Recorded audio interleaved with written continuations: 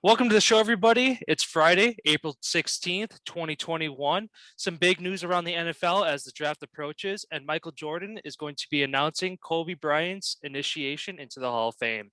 There goes that man's jock strap.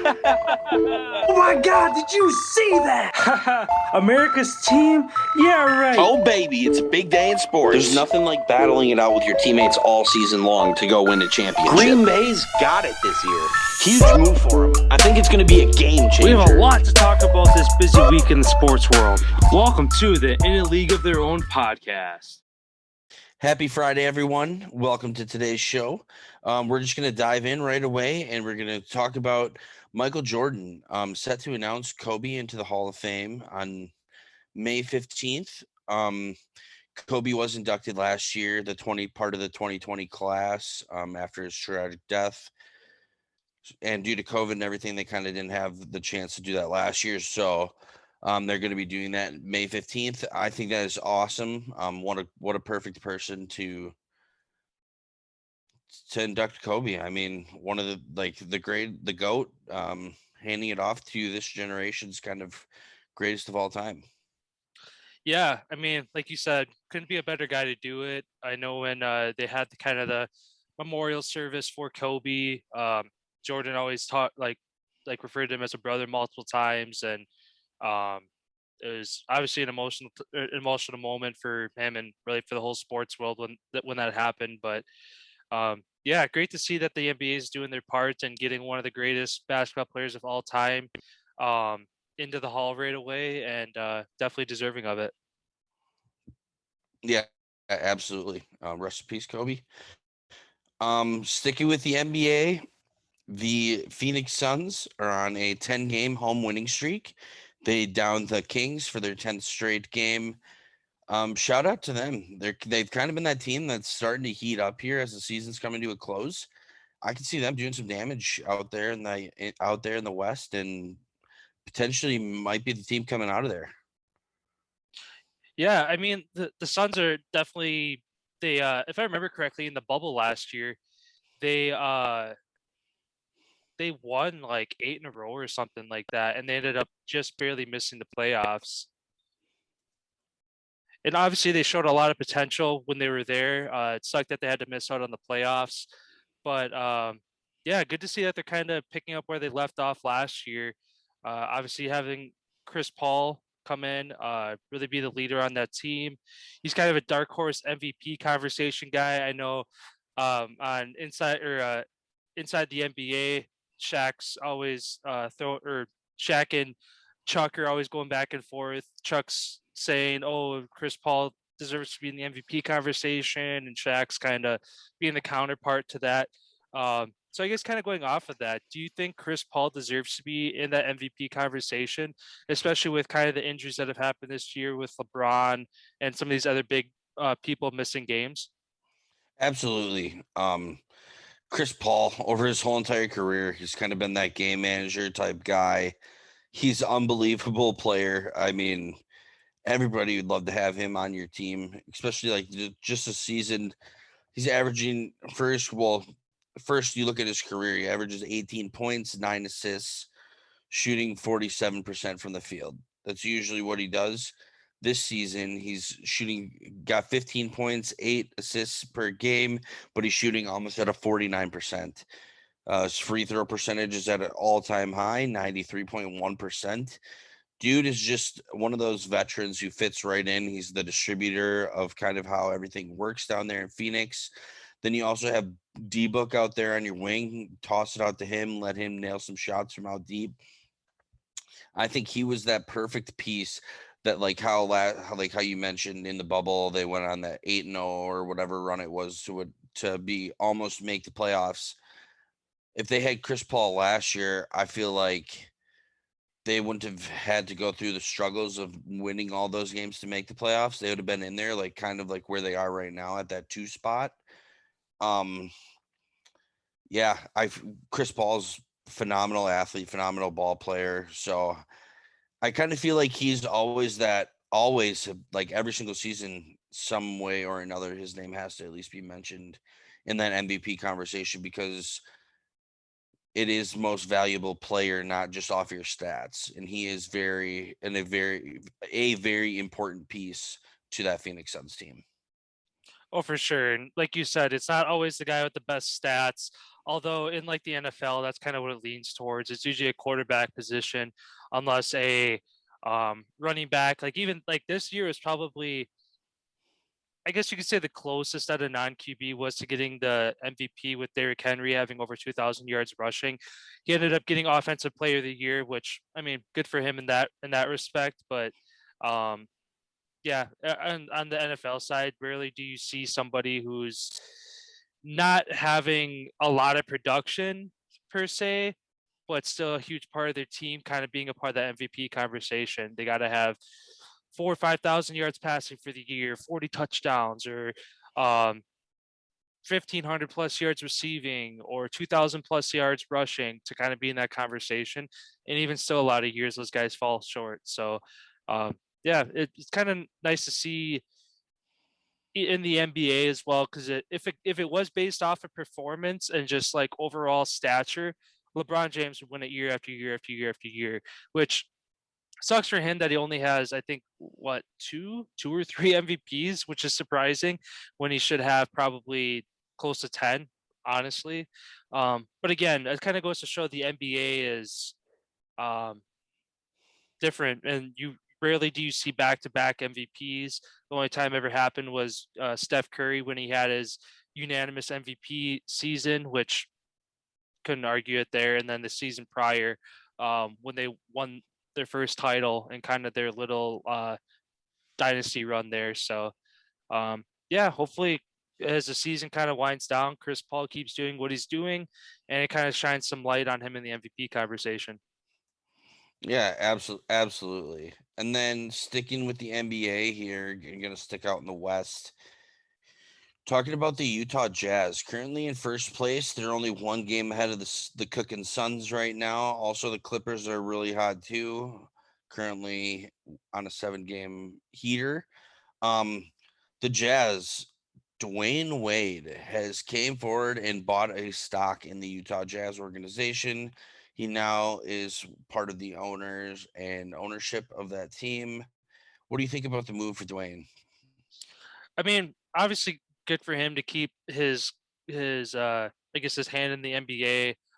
Always great to see these guys that are a couple years removed coming back, giving back to either just the NBA community as a whole, or putting their resources and money into these teams. So it'll be nice to see moving forward.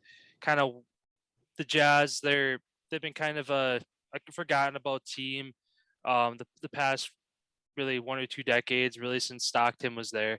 So I think Wade will definitely kind of help rebuild that team. Obviously, being a prior player himself and being obviously one of the best guards to do it as well. I see him bringing a lot of great ideas and a lot of guidance to that team. Yeah, agreed. It's nice to see players not too far from top. Let me reword that. It's nice to see NBA players not too far removed from the game of playing, getting involved to stick around, being a part of the game that you truly love. So that's awesome to see.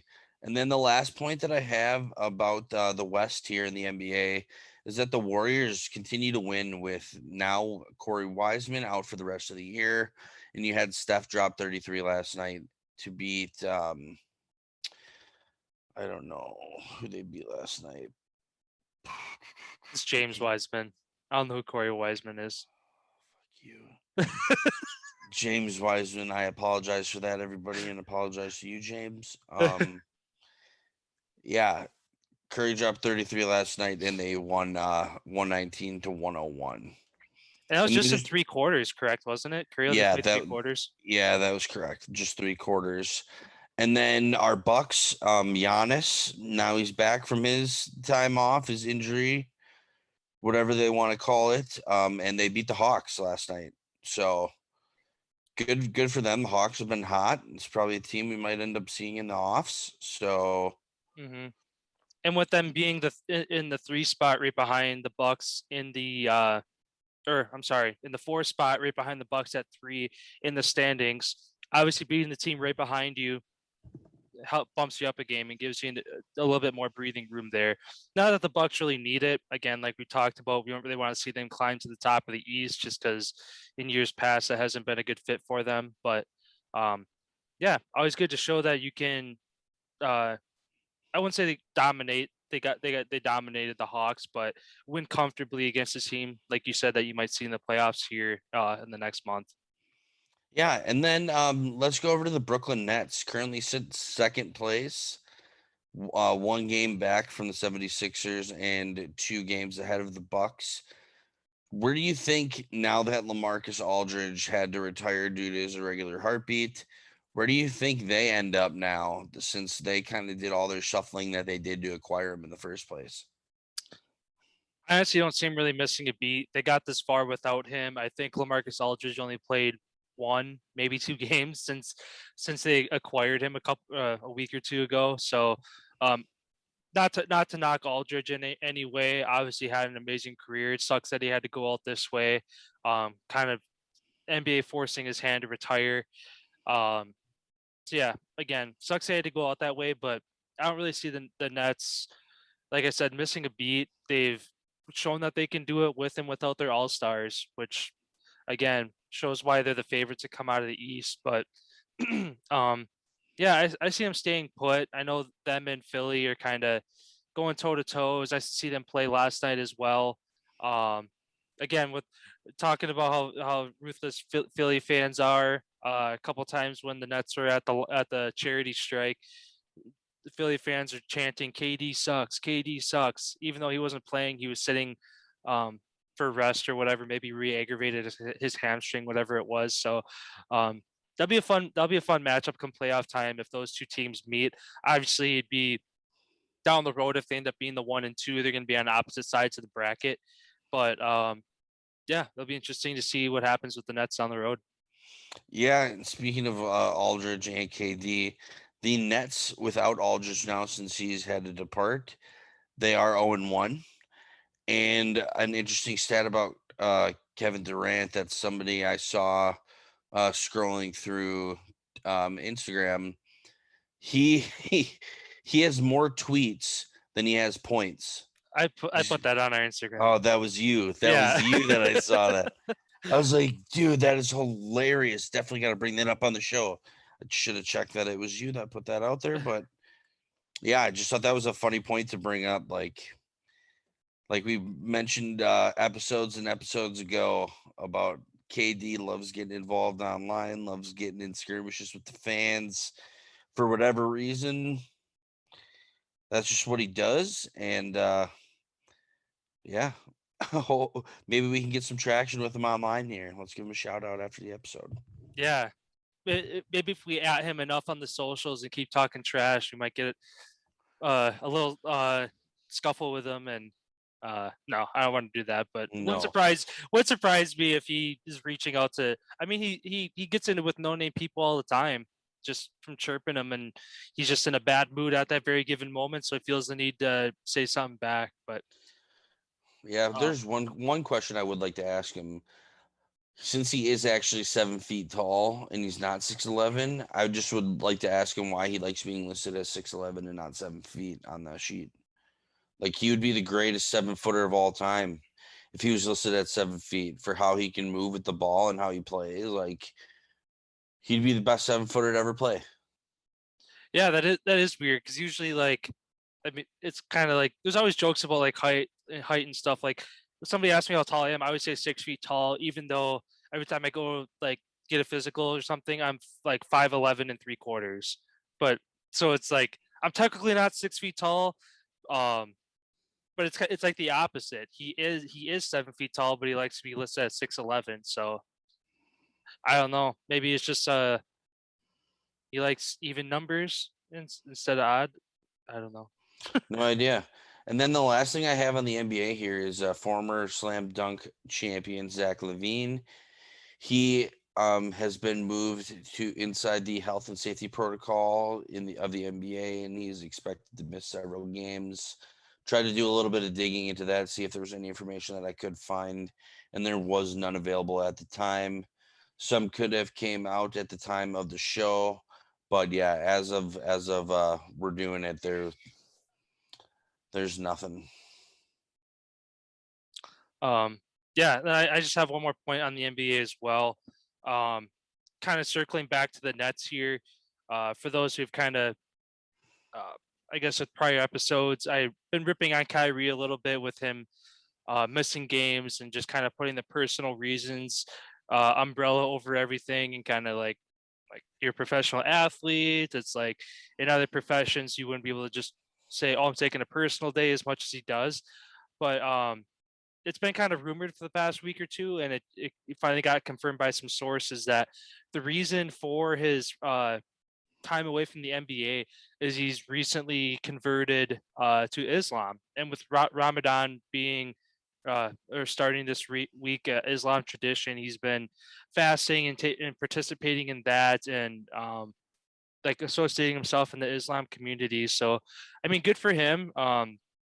Again, he could have kept it private and like just kept saying personal reasons, and people could have made their own assumptions about it. But I mean, it kind of clears the air about that. So good for him that he's being open about it, bringing awareness to certain other social injustice issues, stuff like that. He's been a good advocate for a lot of mental health stuff. So, yeah, as good as great as a basketball player he is on the court, he's also a great person off the court for a lot of things he does.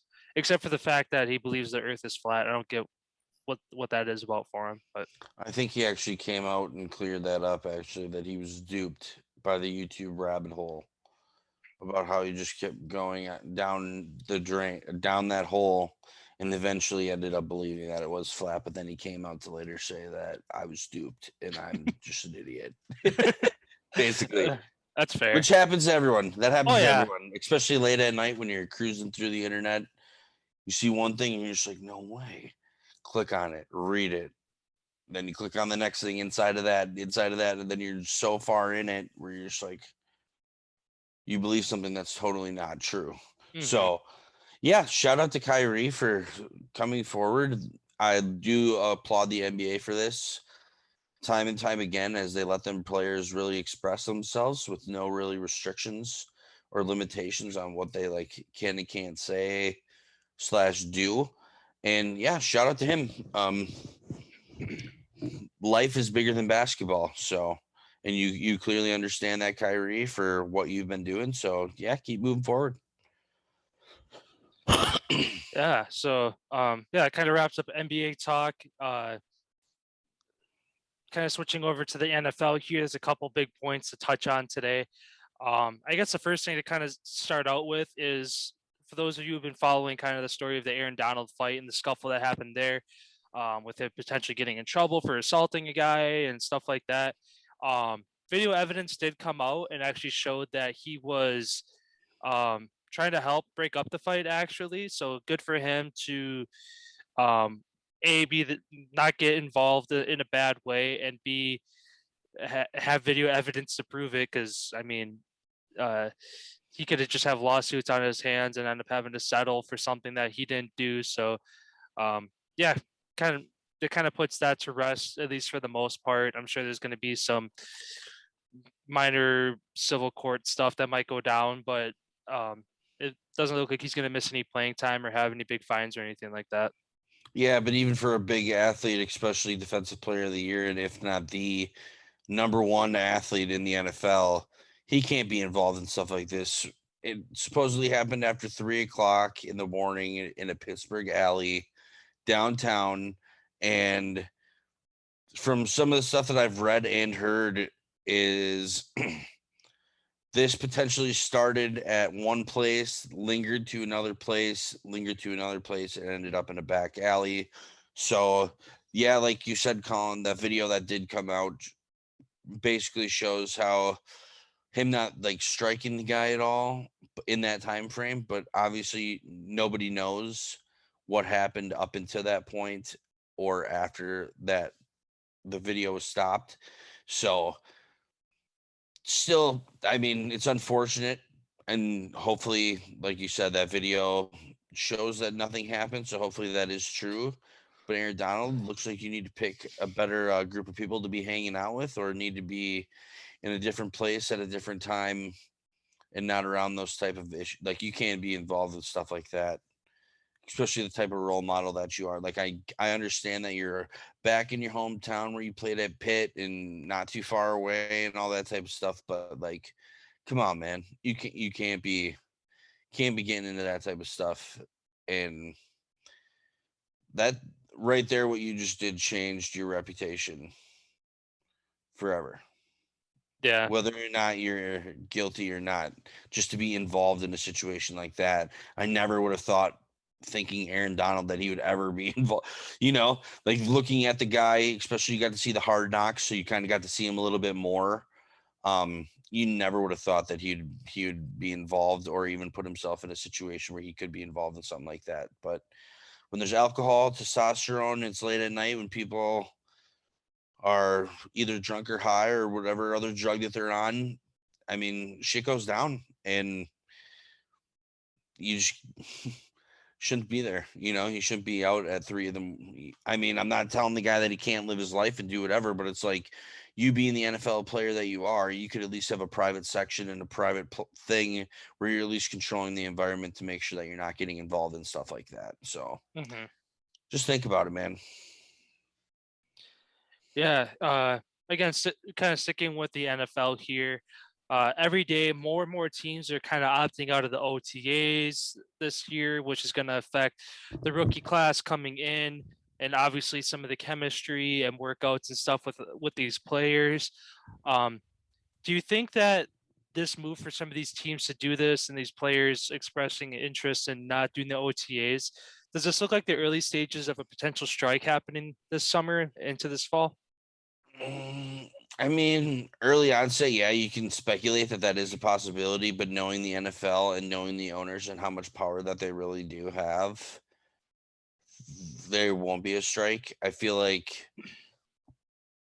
last year everything was virtual, and a lot of the athletes tended to like that because they got to heal up a little bit more and work with their specific people that they've hired to do their off the field work with, whether it's their cooking people, health people, all that type of stuff. All these players kind of build their little, especially with the COVID thing, all these athletes had to build their own little support system of people around them that they had access to for all these things. So, and as far as the NFL, I feel like they should let it go all virtual. Um, The only people that it does hurt are the rookies, because they're not getting those extra reps before they're just thrown out there in in like a preseason game or in real practice, where you look like a fool because you didn't have the chance, the time to learn running through the reps at slow speed that a lot of the rookies did have the chance to. So I feel like they should make an opportunity available to rookies slash first, second year guys who aren't starters to participate in some sort of program where they can get hands-on type of learning to get them up to full speed before the season gets underway. And then like also talking about like those OTAs in early workout stuff like that, like the Green Bay Packers, our team, give out the most money, like they have the most money in workout money guaranteed to players like pretty much every single year. This year with it being $5.1 million, it's going to be interesting to see if what the Packers decide to do, because a lot of their players have that tied up in their salaries. And if the team opts out, you're losing that money. Like, you ain't getting reimbursed that. So it's interesting to see what's going to happen with that whole thing. For sure. Um, Last point I have on the NFL, and then whatever you have to go off of. This week, Justin Fields had his second pro day, balled out again, looked just as great, if not better, on a few throws compared to his first one. Um, Obviously, the media doing what it does best. Rumors are circulating around the 49ers leaning towards Fields instead of Mac Jones. There's some pictures and short clips of Fields and Shanahan talking and like whatever at the pro day, um, which again could mean nothing, and the media is just trying to feed a story. What do you kind of take away from that? Do you think again, the media is just blowing smoke, or do you see the 49ers potentially shifting their pick at number 3? Since Justin Fields really has been that number 2 quarterback pretty much for 2.5 years now, up until recent when Zach Wilson comes out of nowhere, and then now Mac Jones with his pro day all of a sudden jumped up ahead of Fields. I mean, I could see Fields even going as high as number 2, honestly.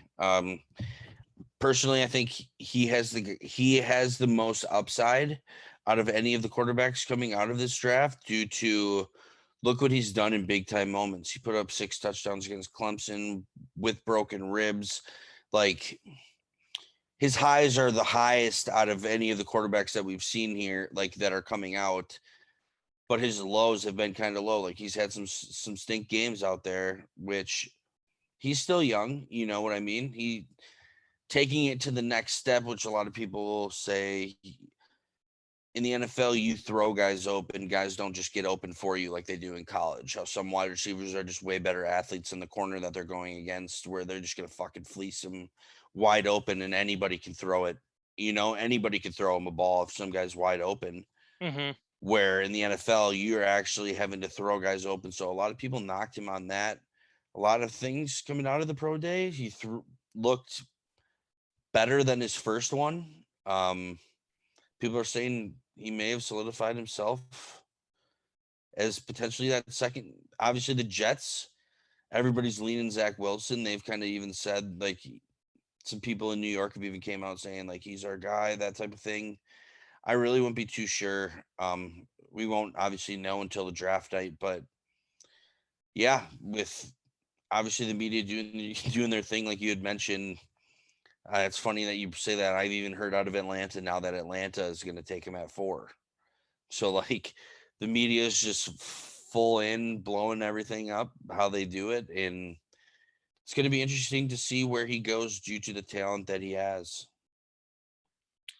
One thing I wanted to mention, and as you're talking, I quick pulled it up here to kind of have, I guess, some information to go off of.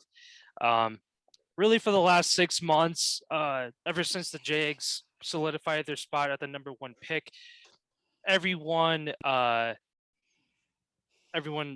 says, "Oh, we're going after Trevor Lawrence. Trevor Lawrence, he's the next greatest thing to go into Jacksonville." Things like that.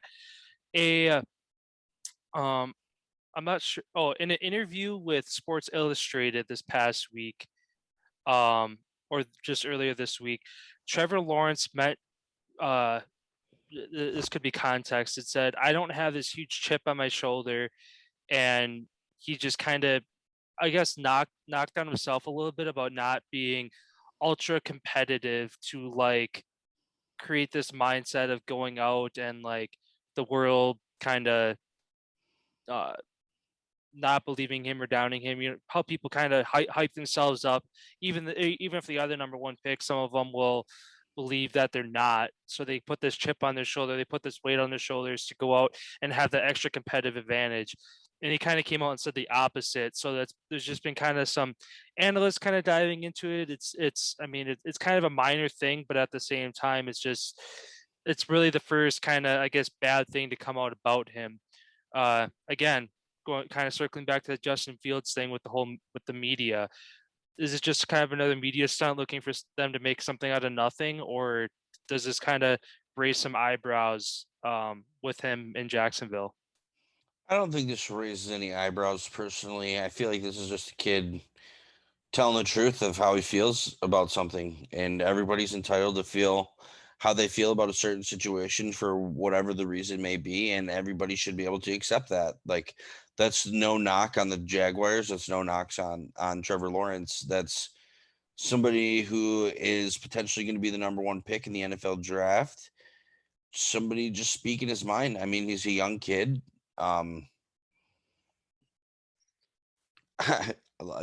just personally don't see anything wrong with him being honest about that. Yeah, people may knock him saying, "Oh, he's not the super competitor," but yet again, he just is fully aware. Maybe he's just fully aware of the situation that he's in and understands that football is not like football doesn't last forever. Like there's life outside of football.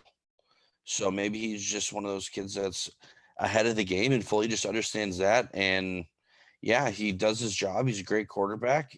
And maybe outside of that, he has bigger things that he wants to accomplish. So shout out to the kid for speaking how you feel and basically saying fuck you to everyone that I'm not this prototypical guy, number one quarterback. I'm the fucking best. He's completely honest, genuine. He's kind of a quiet kid, he seems like. And yeah, I mean, I was happy to see that. Yeah, and I agree. Like I said, or with the media kind of always taking things out of context. Um, Basically, you hit on the nail with everything you said about him. It's good to see a guy kind of be level-headed, like you said. He his mind might be off the field as well with certain things. I know with the whole Black Lives Matter movement and social justice, he was a big advocate for that and was present in those kind of movements and stuff off the field. Um, so again, great to see a young guy at the collegiate level now getting to the NFL level to take that next step up to a bigger platform to be able to go out and bring awareness to whatever he wants to bring awareness to off the football field. So, yeah, like you said, good for him to again be honest, be true to himself, and not let the NFL or just the sports world in general paint a picture of himself that feels like he needs to meet this expectation. I'm just going to go out, play ball, and uh, let the rest take care of itself. Yeah. Yeah. I mean, you love to see it, especially with all the hype surrounding Trevor Lawrence for how long now. Him speaking out, that's a powerful I mean, it's kind of a powerful thing when you have the following that he has in order to hold your ground and just be you and be authentic. So yeah, that's really neat. Just a couple more things here on the NFL, a couple signings. Alden Smith signs with the Seattle Seahawks. That's a great pickup for them. Helps out their defense. I know he's kind of on his comeback tour back in the NFL. So hopefully he has success out there in Seattle. So good for him. And then Cordell Patterson signs with the Atlanta Falcons. So the Falcons bring in a veteran big guy, Cordell Patterson, see what he's still got left in the tank. The Green Bay Packers, they ran a hometown kid, Wisconsin Whitewater offensive lineman Quinn Minarez's bench press session at his pro day yesterday. So shout out to the kid. It's always cool to have the home team involved working with the university schools, helping kids get noticed potentially or even going to the Packers. And then the last bit of news here for the NFL, well, actually two pieces. Marshawn Lynch invests in second tier pro soccer team, the Oakland Roots. Great to see him spending money in Oakland, back where he basically grew up. And it's awesome to see players sticking money into communities and helping everything get better. He's one of those. I know he has a restaurant and everything, so he's super involved in helping the community out. And shout out to Marshawn for doing that. And then the last thing, Deshaun Watson. One of the lawsuits was dropped by one of the women, so it dropped to 21, and then not shortly after, another one was brought forward, so now it's back up to 22. So still not looking too great for Deshaun. Yeah, that's all I have for the NFL today. What do you got for the MLB here? Yeah, I kind of remember one thing I saw again. It's all rumors, speculation based off of kind of insiders with teams and stuff. There's an insider with the Philadelphia Eagles who came out and said that the Eagles, for some reason, have an interest in Deshaun Watson. Despite the whole thing, the Eagles kind of came out of left field and threw their name into the equation. Again, the validity of this source, whatever. Um, Not exactly sure where it came from, but it did come from an Eagles insider. So unless this guy is just looking to get clicks and try to make a name for himself off of fake news, yeah, so it'll be interesting to see how that plays out. Again, with this whole situation, there's a couple of teams that say they're still interested. So I guess at the moment the Eagles might be interested as well. But Yeah, but even if these teams are interested, you still think he's got to go on the NFL's exempt list. So he's still not yeah, going to be able to play no matter what. yeah, it makes you wonder what these teams are trying to get out of him, out of the situation, because it's Sell not good. tickets, maybe. Yeah, it's not good publicity. I mean, I don't know what their mindset is, but again, the NFL is one big money machine, so who knows? And the Eagles are a dumpster fire. Yeah, They kind of are in like a huge rebuild phase. So, but yeah, switching over to the MLB here, quick for MLB minute. Starting off with some Brewers news. Brewers are fighting some injuries as Lorenzo Cain is placed on a 10-day injury reserve list. Yelich is also dealing with some back tightness, so sucks to see kind of your two power hitters dealing with some injuries there. Um, Tonight we get to see round one of the NL West heavyweight matchup between the Dodgers and Padres. Going to be great to see kind of as those two are fighting for the top of the West. The Dodgers currently sit at the top with a game or two lead, but again, early in the season, it'll be interesting to kind of see how that first matchup goes. Uh, Brewers start a series tonight with the Pirates. The Cubs look to get back on a winning track as they host the Braves. Um, Yasiel Puig, I always say his name. Yasiel Puig. Yasiel Puig, um, has a sexual assault allegation come out against him. He made a statement saying that the claims were false. So again, seems like every week a new allegation comes out of assault or killings or sexual misconduct, stuff like that. So we'll see how that plays out. And then the last point to note as well, kind of on the same topic, two Mets executives, David Newman and Joe DeVito, being accused of sexual misconduct. More than 24 complaints have come forward between men and women throughout the organization. Claims go back to as early as 2005. And to make things interesting as well, the Mets just re-signed Newman to his executive role this past year. So we'll break down that story as it develops as well. But yeah, that's all I had for the MLB today. Yeah. The Mets organization, they'd if everything is true about what, because I've done some digging into that case as well. If everything is true, I hope the organization faces some penalties as well for protecting these people. They can't hide behind the name of the New York Mets and get away with stuff like that. I know that there's been like reports of inappropriate conduct, both sexual harassment and sexism, harassing language, all that across the board. Like you said, from as early as 2005, and then shocked to see them re-sign him last year to his role of chief marketing, content, and communications officer of the team. So what a joke as that is for the New York Mets.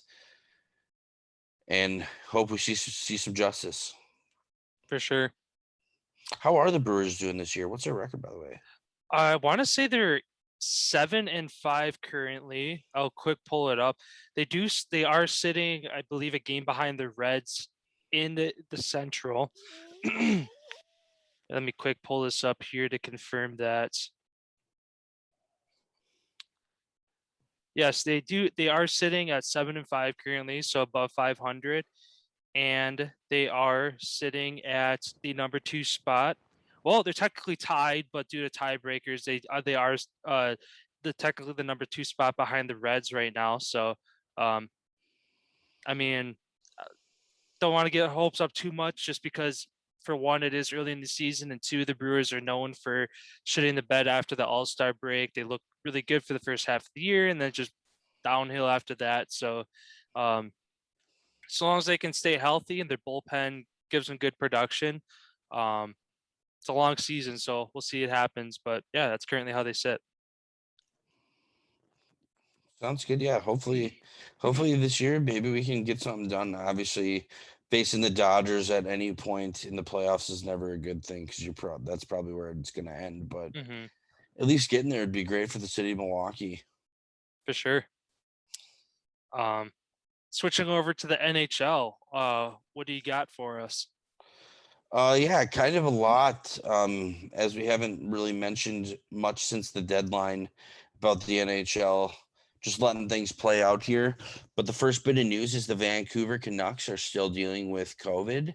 Looks like there are still 22 members of the organization still dealing with sickness. Um, early reports are coming out that players are in fear of coming back too early or of playing in that many games in that short amount of time to try to make everything up for the playoffs. So I think personally, I think it would be a great decision for them to just shut her down for the rest of the year, let everybody get healthy, get back to full strength, and come back next year. So that's kind of like a big thing. And then another team also dealing with that, the Colorado Avalanche, today now have had their third person in the COVID protocol as well. So their next 3 games are postponed currently at the moment. So that's not good to see. The NHL dealing with all this COVID with about 10 games to go before the playoffs start. So it's not really good to see them having to shuffle and reschedule all these games as teams are preparing, to go ahead for that long battle as it is the Stanley Cup playoffs. Austin Matthews was out last game, out injured. It didn't really say what it was. They ended up losing to Winnipeg.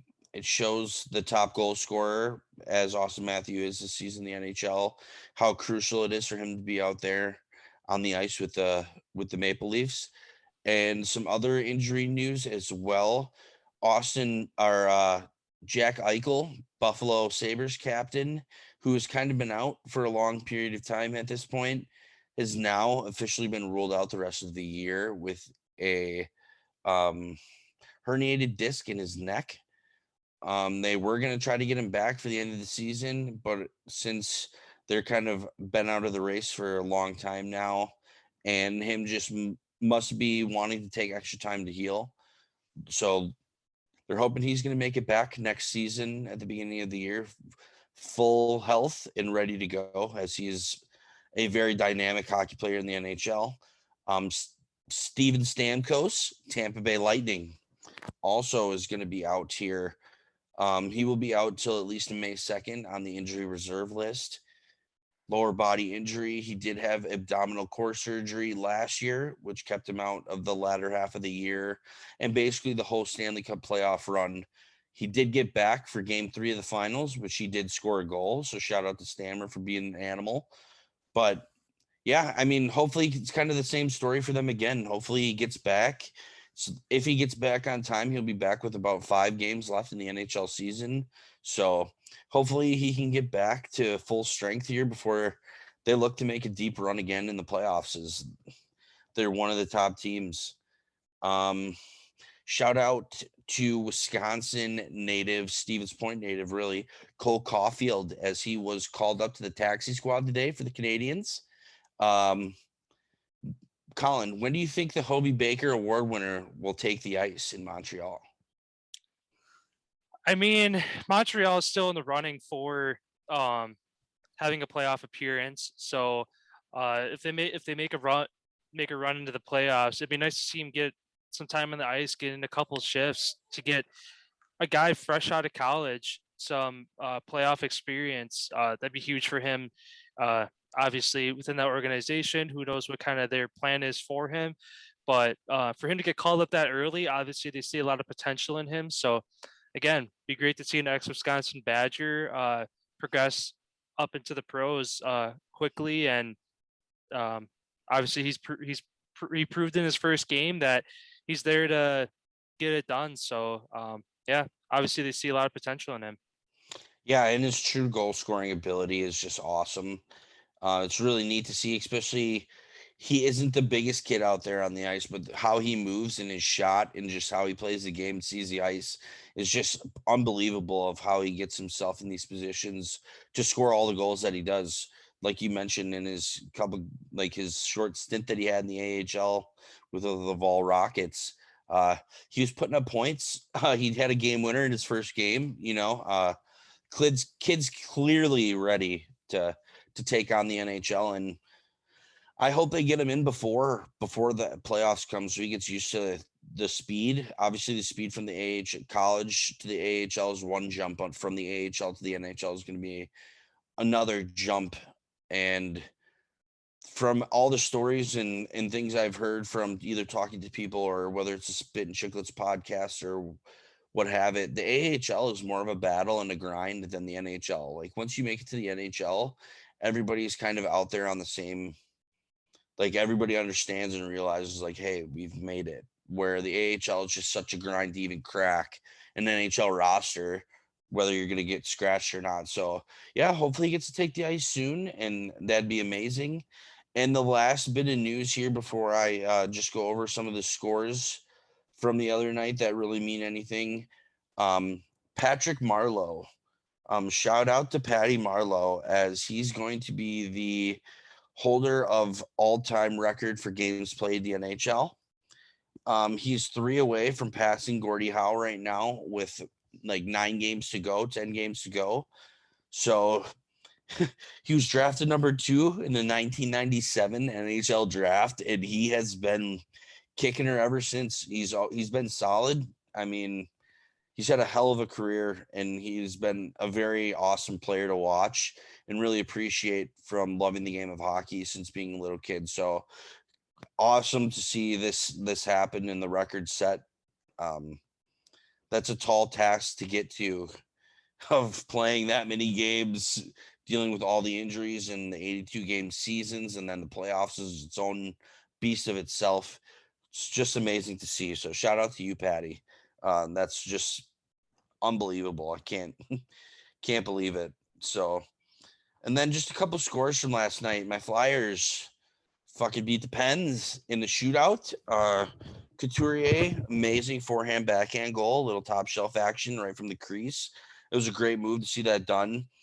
The Capitals got downed by the wounded Sabres.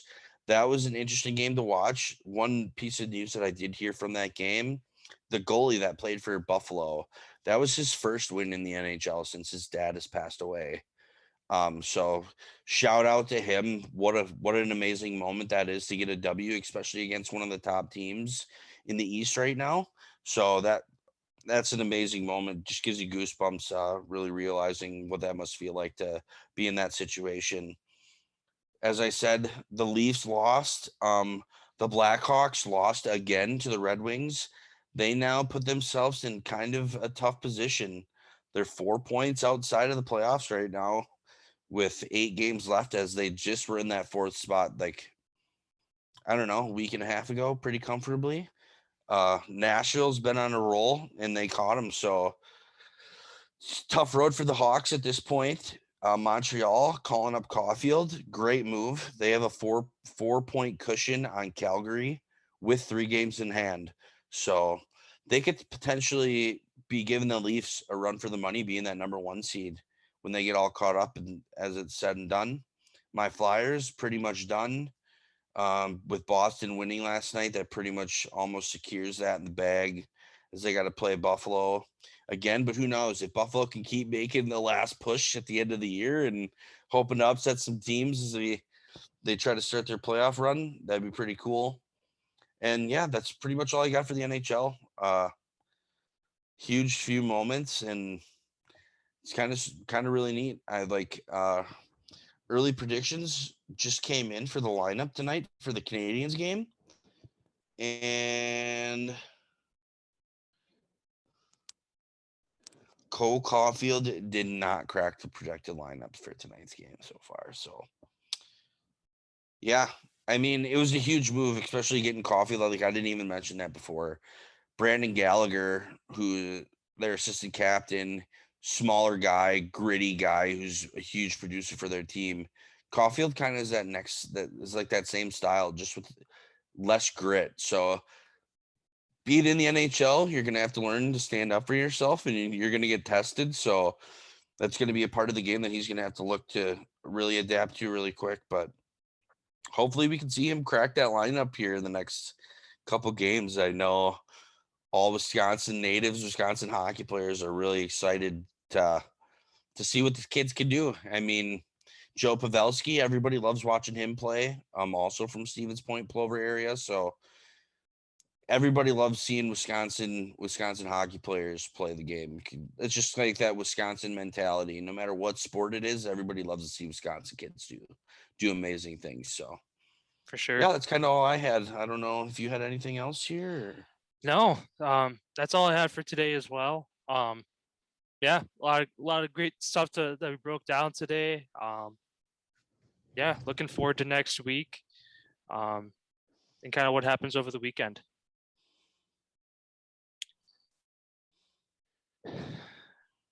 So yeah, for those of you who haven't checked it out yet, our last episode, feel free to go check it out. Our interview with Josh Mayer. It's great to sit down and chat with him. Another content creator, awesome dude. Hopefully doing something with him in the future as far as bringing you guys more content. So yeah, definitely go check that out, as well as 2 of our last 3 episodes as well. Our mock draft. We did picks 1 through 32 in the first round. That's all we're gonna do, just because after that it's a very large gray area to kind of go into there. So feel free to go check those out. Drop in the comments what you guys think of our picks. If they're kind of in the same ballpark as what you guys are thinking, if you guys think we're idiots, whatever it might be, definitely let us know. Yeah, sounds good. Thank you. Like we always end the show. Thanks, everyone. We wouldn't be doing this if it weren't for you guys. We love bringing you guys the content. And like Collin mentioned, that interview with Josh Mayer, great kid, fun interview. So if you want to hear some laughs and hear some funny things, go check that out. For sure. Well, everybody have a great weekend. Enjoy the weather. Yeah, well, if the weather's nice by you, I know I'll be trying to enjoy it myself. And we'll see you guys Monday. See you, everyone.